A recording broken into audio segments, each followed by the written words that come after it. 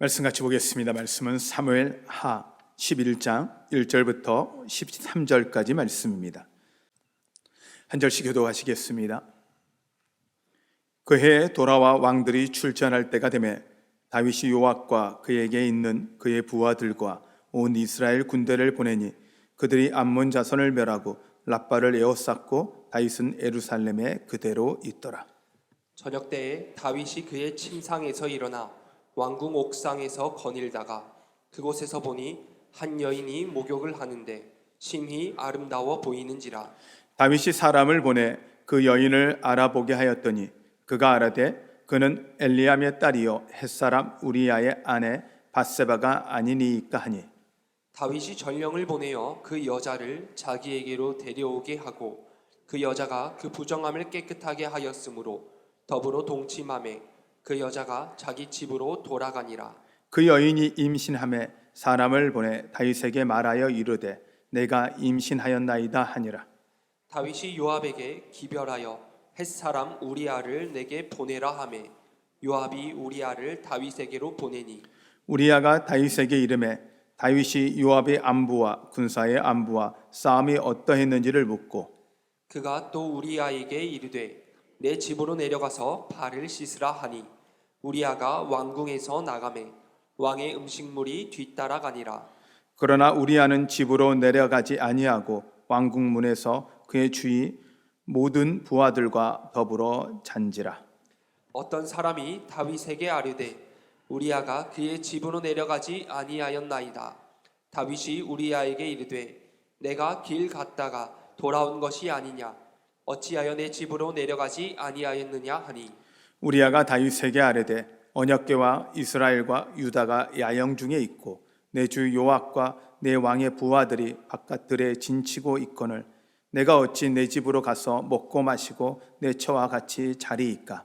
내가 이 일을 행하지 아니하기로 왕의 살아계심과 왕의 혼의 살아계심을 두고 맹세하나이다 하니라. 다윗이 우리아에게 이르되 오늘도 여기 있으라. 내일은 내가 너를 보내리라. 우리아가 그날에 예루살렘에 머무니라. 이튿날 같이 읽겠습니다.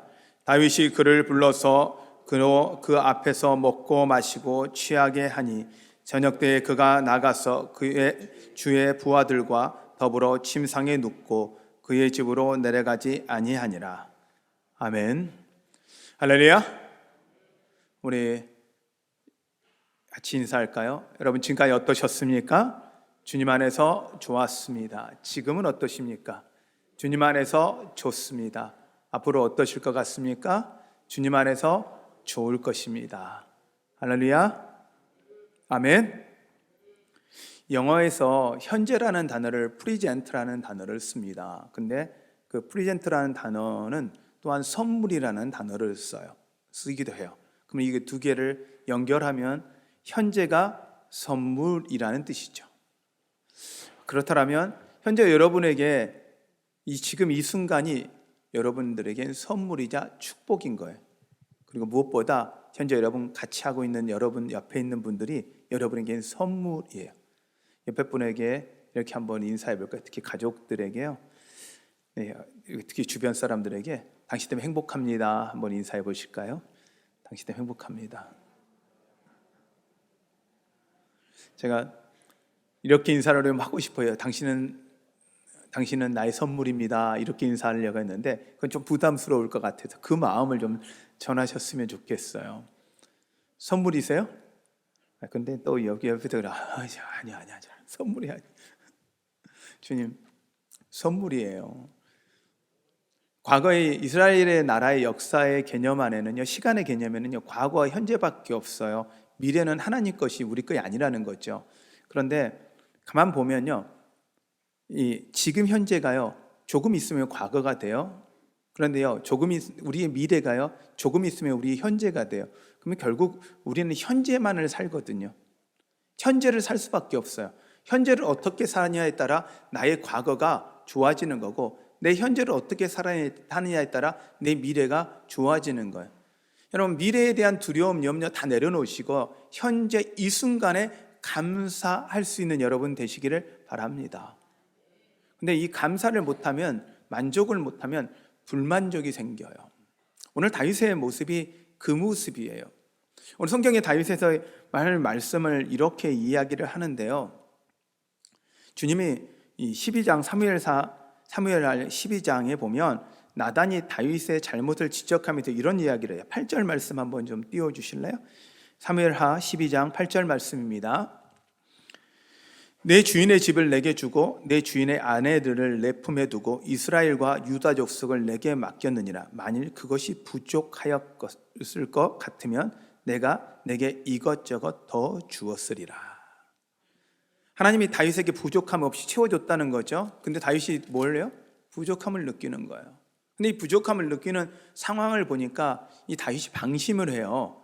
성경에 오늘 말씀 1절에 보면 그 해가 돌아와 왕들이 출전할 때가 되매라고 했는데 분명히 다윗이 출전할 때가 된 거예요. 왕들이 출전할 때요. 전쟁할 때요. 근데요, 다윗은 안 가요. 그 밑에 부하 요압이 워낙 출중해요. 뛰어난 왕이 장군이 있으니까 요압을 보내고요. 자기는 어디 있냐면 왕궁에 있어요. 왕궁에 그대로 머물러 있더라 라고 이야기하는 건 그걸 지적하는 말씀이거든요. 그리고 그곳에서 뭐예요? 늦게까지 자요. 낮잠 자고. 자기의 부하들은 전쟁하고 있는데 지금 자기는 낮잠 자고, 그래서 일어나가지고 눈 부비고 일어났더니 저녁 때쯤 옆에 여인이 모욕하고 있는 걸 보고 범합니다. 근데 더 안타까운 건 여기서 멈췄어야 돼요. 근데 다윗은요, 자기의 죄를 감추기 위해서 어떻게 해요?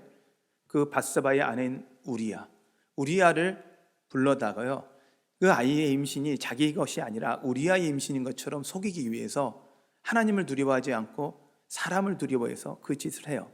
감추려고 한 거죠. 덮으려고 한 거죠. 근데요, 문제는 우리아가 너무 충신이에요. 참 저는 이 역사의 상황을 보면서 다윗이 우리아를 잃은 게 너무 안타깝다. 우리아 같은 장군이 다윗에게 있었으면 다윗은 또 그 이후에도 고생하지 않았겠다 할 만큼 우리아는 충직이에요. 저도 인생을 살면서 같이 일하는 사람 중에 이런 우리아 같은 사람을 만나면 좋겠다 할 정도로 이 우리아는 충직이에요. 아니, 가서 집에 가도 쉬어. 근데 우리아는요, 안 쉬어요. 못 간다는 거예요. 왜? 자기 주군인 요압이 지금 전쟁 가운데 있고 지금 부하들이 다 전쟁 가운데 있는데 어떻게 자기가 그러냐는 거예요. 자기 못한다는 거예요. 왕이 이야기해도 못하는 거예요. 자기 그렇게 할 수 없다. 결국 그래요.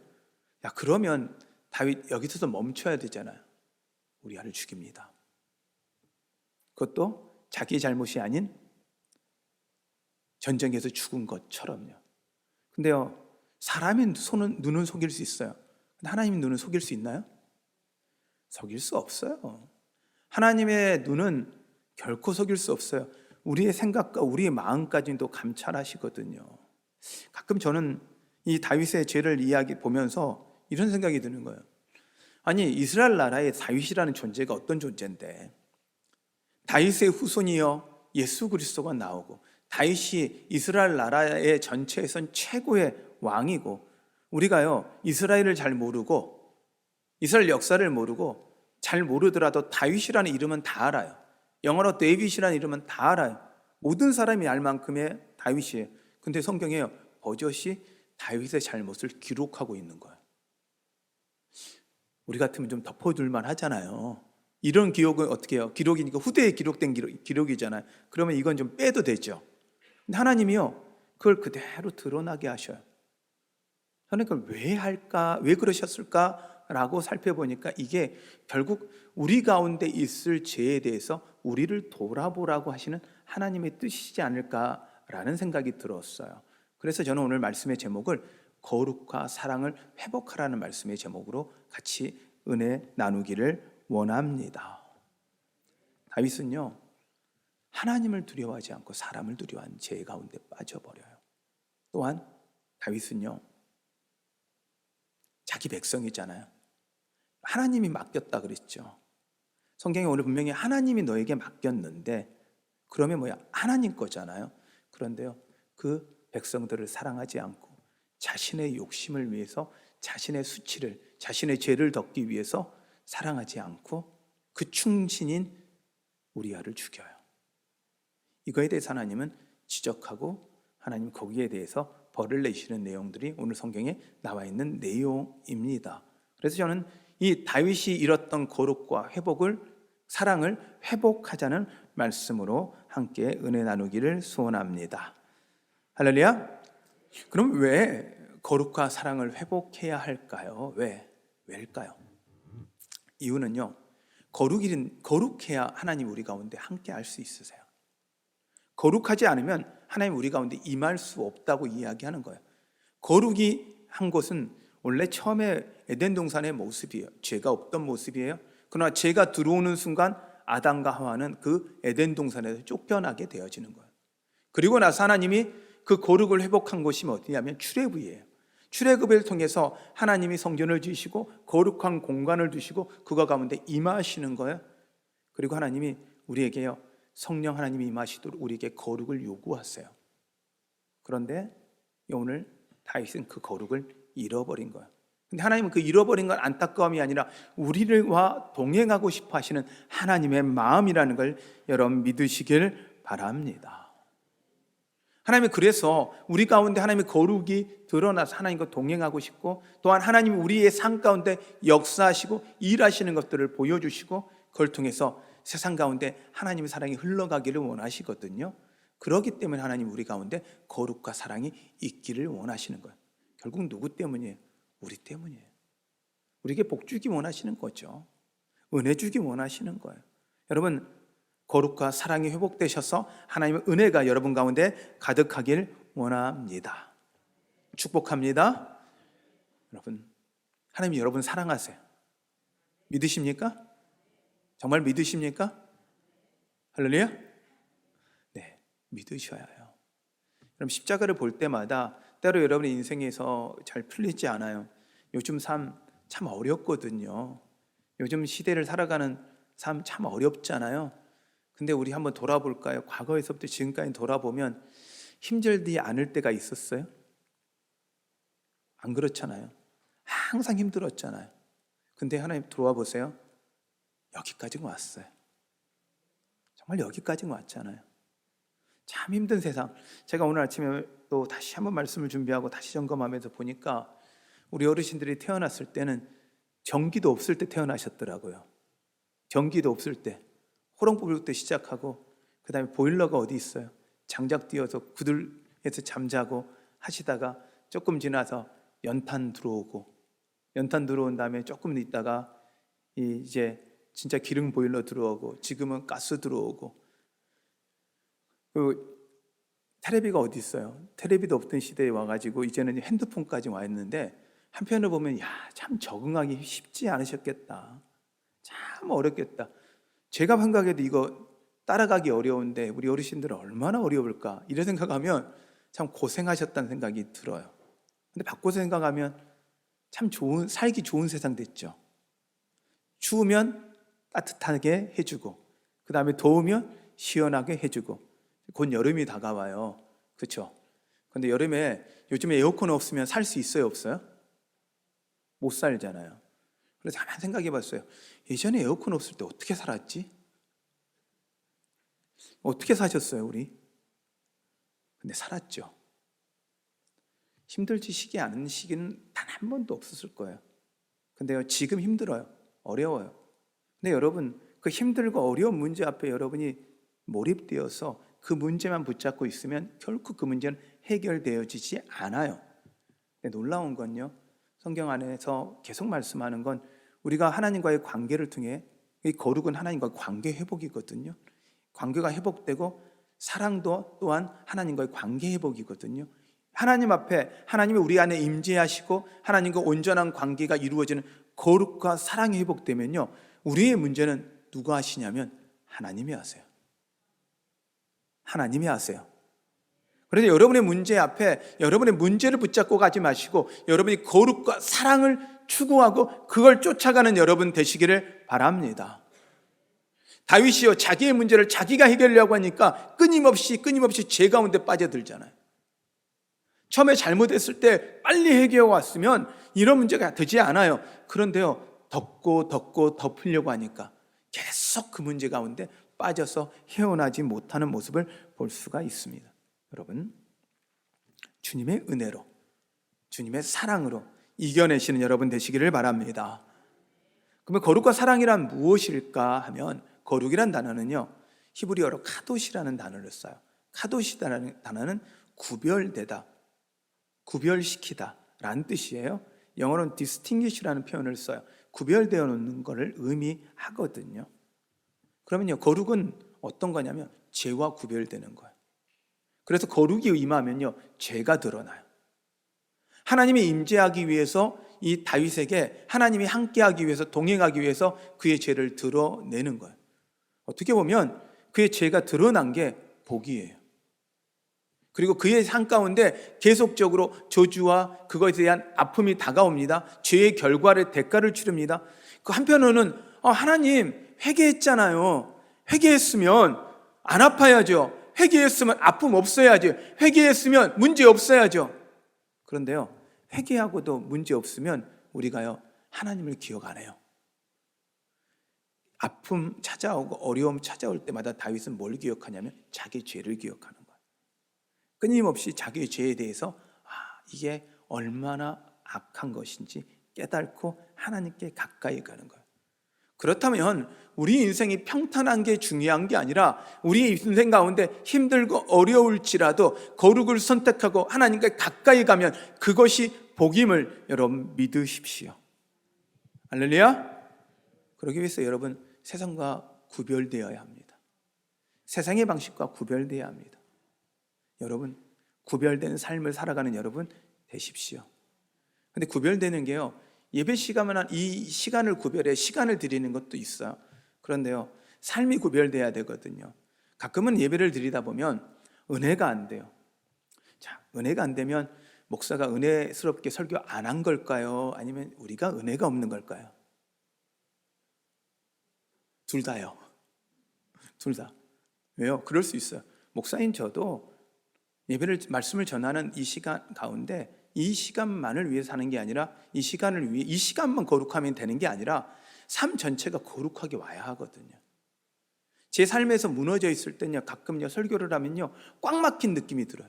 설교를 하는데 막 너무 힘이 들어요. 그럴 때가 있어요. 근데 그게요, 그러면 은혜가 없는 거예요? 아니, 저에게도 은혜고 여러분에게 은혜예요. 왜요? 제가 회개할 시간을 갖잖아요. 제 삶을 돌아볼 시간을 갖잖아요. 그래서 저희가 거룩하기 위해서, 이 은혜스러운 말씀을 전하기 위해서는 제 삶을 정비하고 와야 돼요. 한 주간 삶 가운데서 계속적으로 저를 정비해야 돼요. 근데 여러분도 마찬가지예요. 하나님 말씀을 듣고 하나님 앞에 온전한 삶을 살기 위해서는, 정말 온전한 예배를 드리기 위해서는 여러분이 한 주간의 삶도 그냥 세상 가운데 빠져 있다가 잠깐 오는 시간이 아니라, 여러분 세상 가운데 있을 때도 하나님의 은혜로 세상과 구별되어 살아가셔야 합니다. 이게 거룩인 거예요. 거룩한 삶은 예배 시간에 거룩하셔서 할렐루야 아멘, 목소리도 할렐루야 아멘, 하나님이 여러분을 사랑하십니다, 이런 목소리가 거룩한 목소리가 아니라, 그런 모습이 아니라 진짜 우리 안에서 하나님이 온전히 주인 되어지는 시간으로 여러분의 삶을 드려져야 한다는 거예요. 이 시간만이 아니라 여러분의 예배 삶 속에서요. 그렇게 드려지는 여러분 되시기를 바랍니다. 그래서 주님을 의식하고 끊임없이 우리 삶을 구별해 사는 것, 이걸 거룩이라 이야기합니다. 사랑은 무엇입니까? 성경은 이야기합니다. 하나님을 사랑하고 내 이웃을 내 몸같이 사랑하라고요. 이게 하나님의 뜻이거든요. 그러면 이걸 바꿔서 생각하면 이거더라고요. 연결해 생각하면, 하나님의 사랑이 내 안에서 온전히 이루어져야 하나님의 거룩이 이루어지는 거예요. 그러면 하나님의 사랑은 명령이니까 사랑하지 않으면 죄인 거잖아요. 그걸 그렇게 생각한다면 결국은 뭐예요? 거룩하기 위해서 우리는 뭘 해야 한다? 우리 가운데 사랑이 가득해야 한다는 거예요. 여러분 삶 속에 사랑이 가득하길 바랍니다. 사랑받고 싶으시죠? 진짜 사랑받고 싶으세요? 네, 그러면요 사랑해야 사랑받아요. 우리 옆에 분들에게 이렇게 한번 인사해 볼까요? 주님의 이름으로 사랑합니다.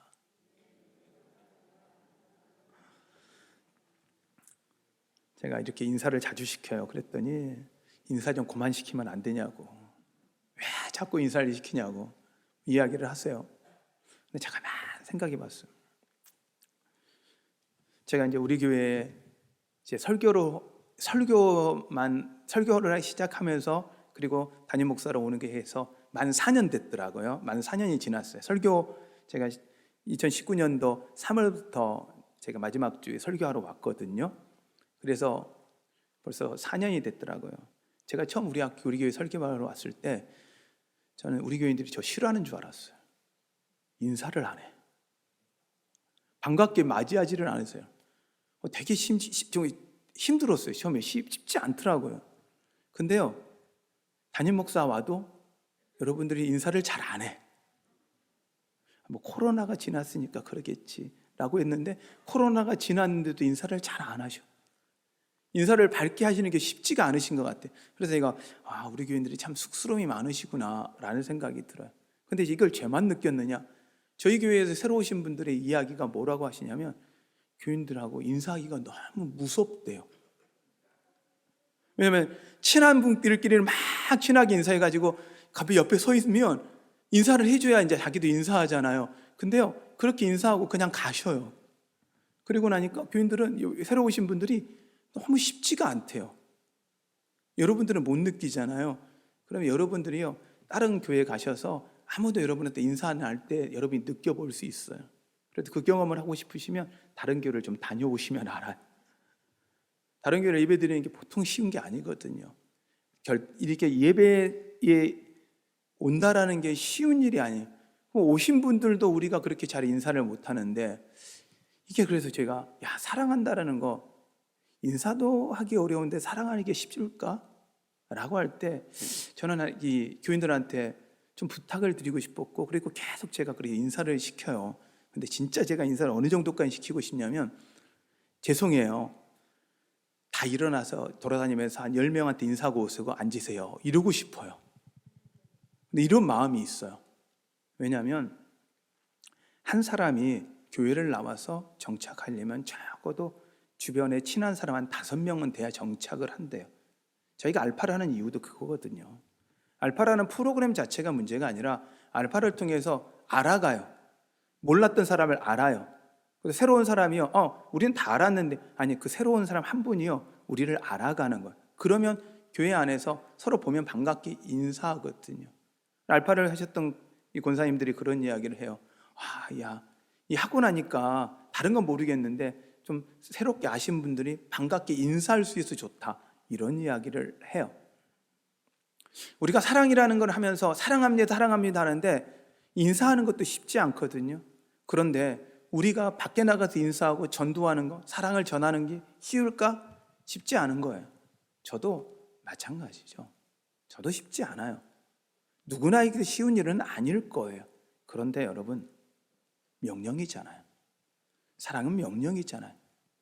옆에 이제 이렇게까지 했는데 옆에 분들한테 한 3명 주변 사람한테 한 번 더 인사하실게요. 당신 때문에 감사합니다.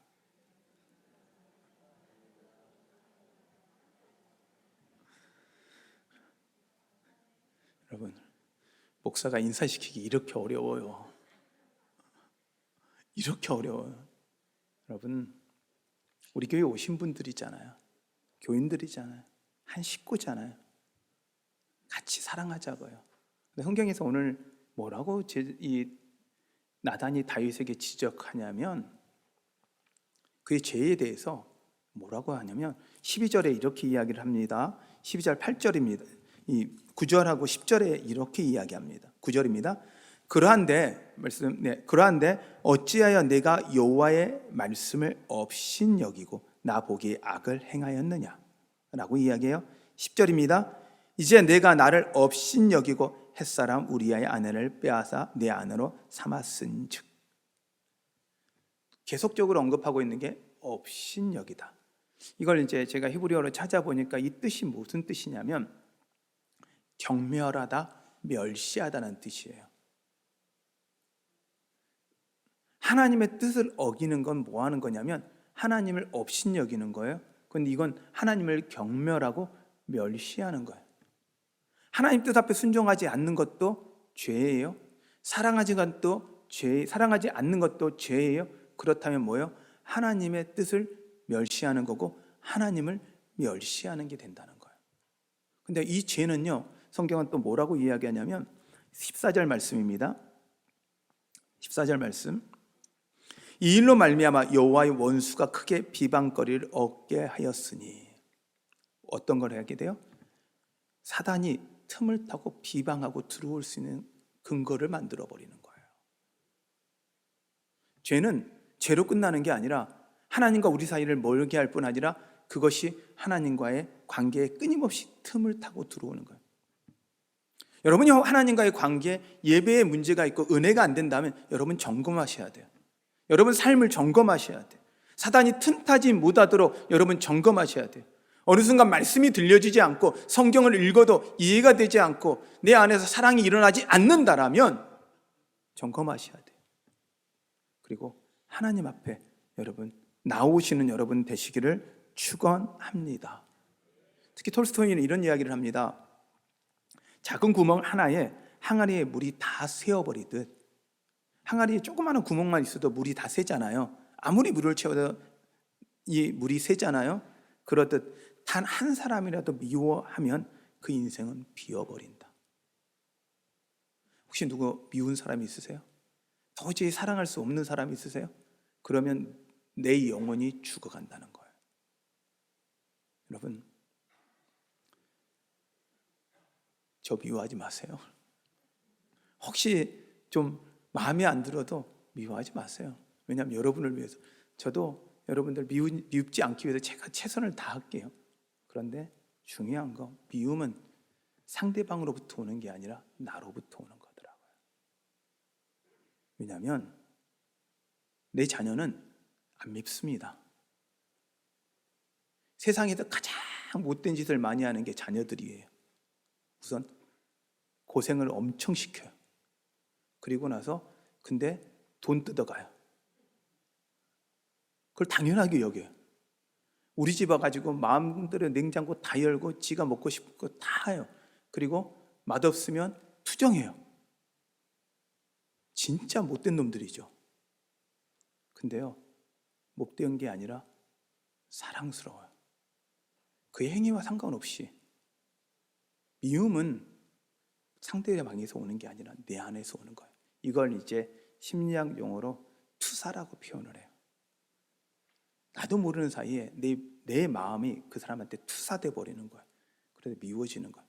결국 그건요, 사단이 틈을 타게 하는 거예요. 원수가 틈을 타 하나님과의 관계를 멀게 하는 거예요. 사람과의 관계가 멀어지면 하나님과의 관계가 멀어집니다. 그러면 하나님과의 관계를 회복하기 위해선 사람과의 관계도 회복해야 합니다. 이게 우리 안에 하나님이 두고 싶어하는 거룩과 사랑입니다. 거룩과 사랑은 분리되어지는 게 아니라 하나입니다.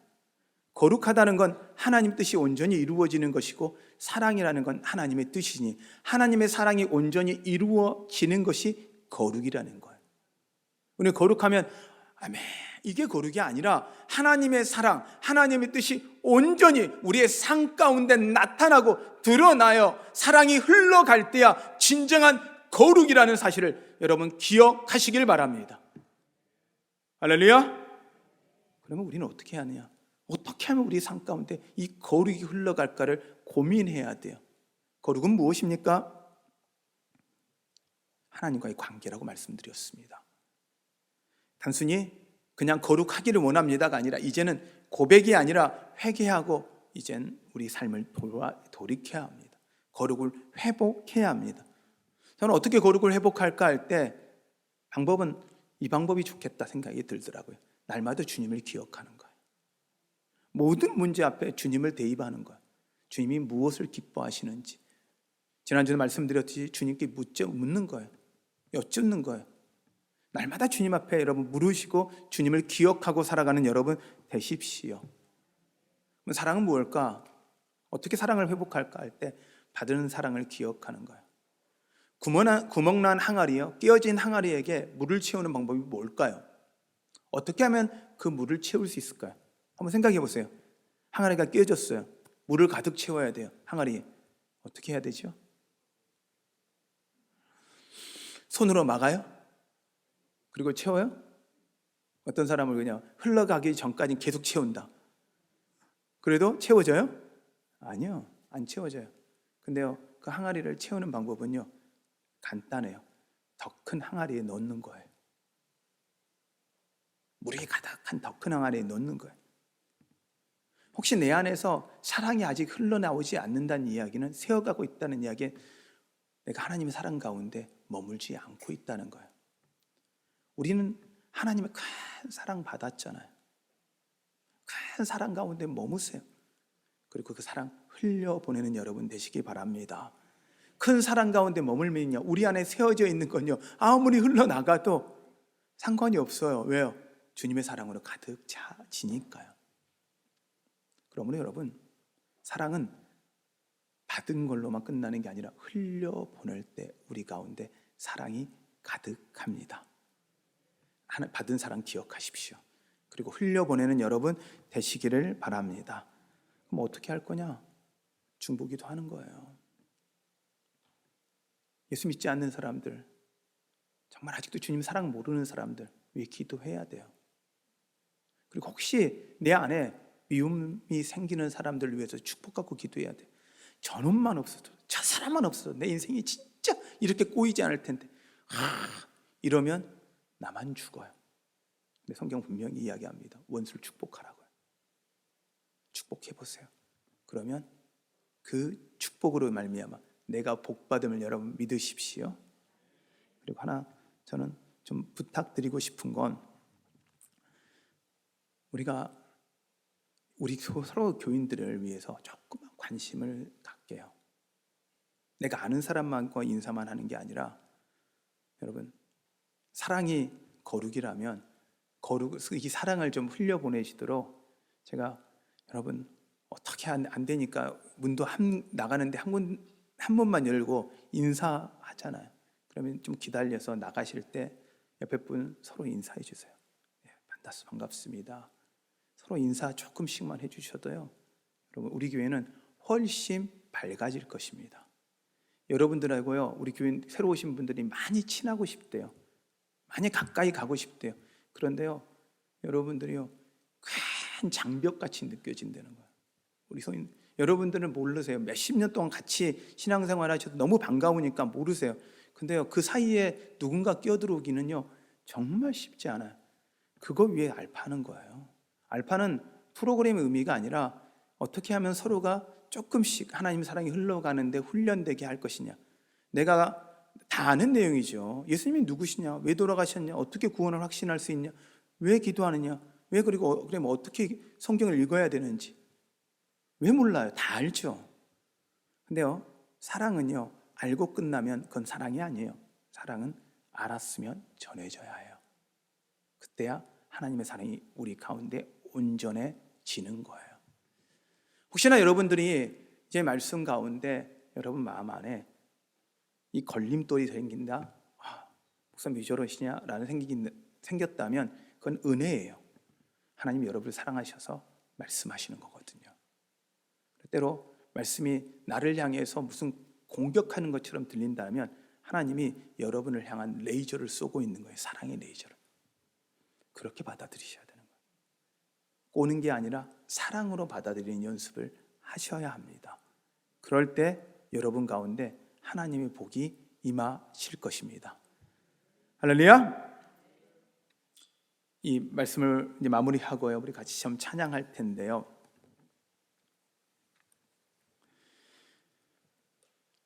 찬양의 이 가사가 정결한 마음을 주시옵소서라는 찬양입니다. 다윗이 나단의 지적을 받고 그 죄 앞에 그 자신을 돌아보면서 다윗이 하나님 앞에 회개하며 구한 것은요, 주의 성령을 거두지 마시옵소서, 주의 영을 내 마음에서 거두지 마십시오. 간절히 기도합니다. 이 땅을 살면서 우리가 성령 충만하지 않고는 살 수가 없어요. 현재를 웃으라고요? 현재를 기뻐하라고요? 하나님 사랑을 나누라고요? 성령 충만하지 않고는 그게 불가능해요. 반대로 내가 사랑이 없는 것 같고 내가 은혜가 없는 것 같을 땐 이유는 성령 충만하지 않은 거예요. 회복합시다. 하나님의 영이 우리 가운데 거할 수 있도록 우리 거룩과 사랑을 회복합시다. 간절하게 바랍시다. 그러면 여러분의 삶 속에 하나님의 그 사랑과 은혜, 그 거룩함이 여러분 가운데 가득할 것입니다. 믿으십니까? 우리 함께 찬양하겠습니다.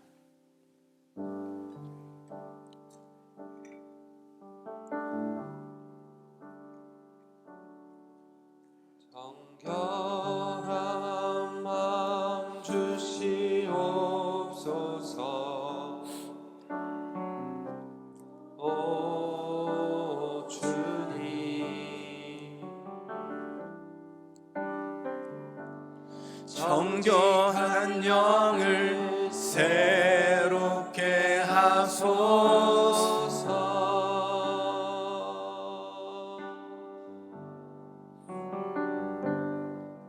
정결한 마음 주시옵소서.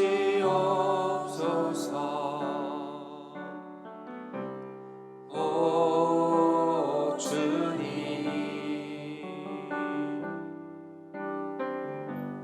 정직한 영을 새롭게 하소서.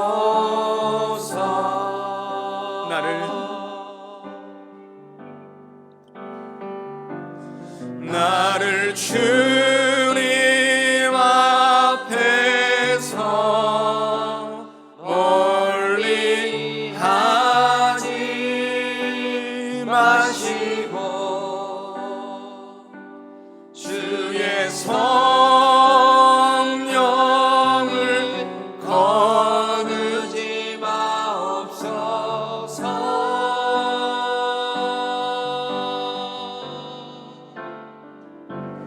그 구원의 기쁨 다시 회복시키시며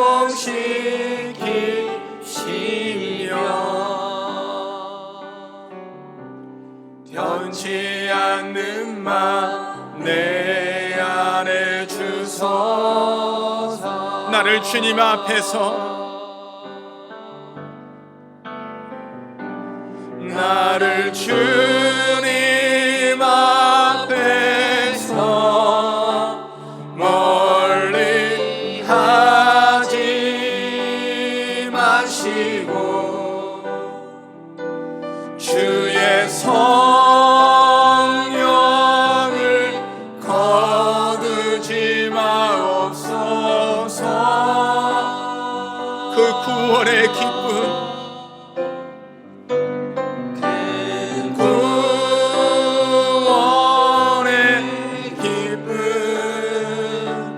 다시 회복시키시며 변치 않는 맘 내 안에 주소서.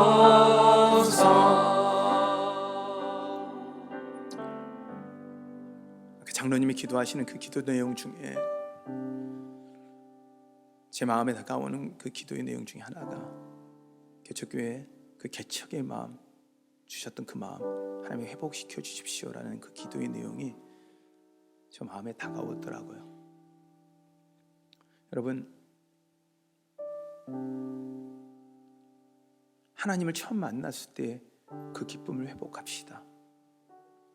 그리고 그 기쁨을 전합시다. 그리고 누군가 그 기쁨을 얻을 수 있도록, 가질 수 있도록 우리 기도합시다. 여러분이 간절히 기도하잖아요. 하나님을 모르는 자들 하나님을 알게 해달라고. 근데요, 그들이 구원받는 그 기쁨 주님이 너무 기뻐하죠. 근데 하나님은요, 그들도 중요하지만 여러분 한 명 한 명을 주목하고 계세요. 하나님이 여러분 안에 거하고 싶으세요. 여러분 안에 머물고 싶으세요. 하나님의 사랑을 누리기를 원하세요. 우리 시간 같이 기도할 때 하나님, 내 안에 거룩을 회복하게 하시고 사랑을 회복하게 하셔서 그 하나님의 마음이 깨달아지게 하여 주시고 알게 하시고 그 사랑이, 그 하나님의 마음이 전해지게 하여 주시옵소서. 전할 수 있는 마음 주시옵소서. 우리 이 마음을 갖고 주님의 이름을 부르며 같이 기도합니다. 기도하겠습니다. 주여,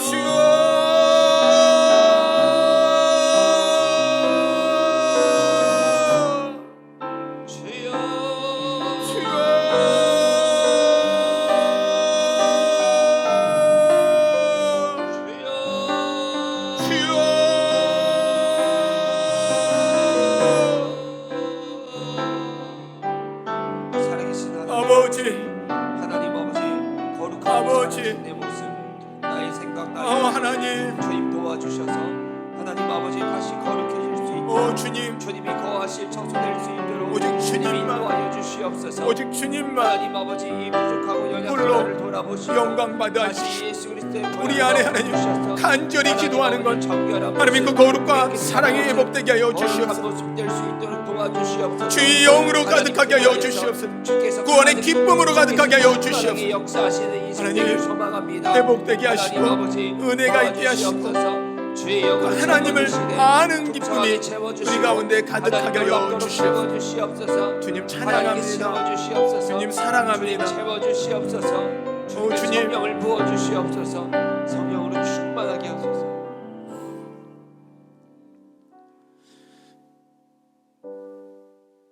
주님, 성령 하나님, 우리 안에 거하여 주시고 하나님의 영으로 우리 가운데 충만케 하여 주시옵소서.